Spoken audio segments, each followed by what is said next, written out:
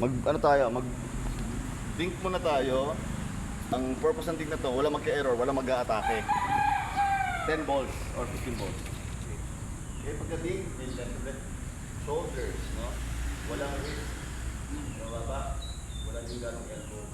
Shoulders lang. Then kung saan pakitira yung bola. Pag nandiyan yung bola, kailangan mo pwesto. Okay, kailangan tahan. Don't overswing, hindi lang yung swing mo dito.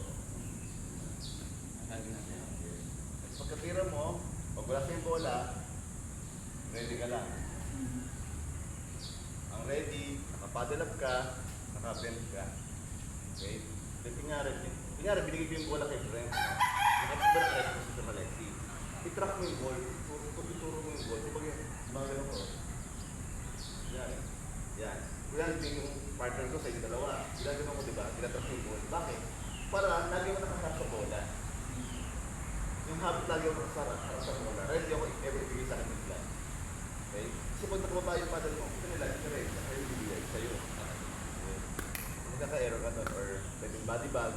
Nagtira mo, nagulat ka, pataas yung bola or net out. Okay.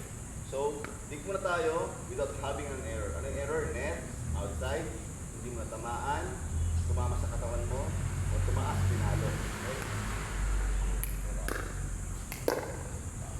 Wala. Hindi na tao.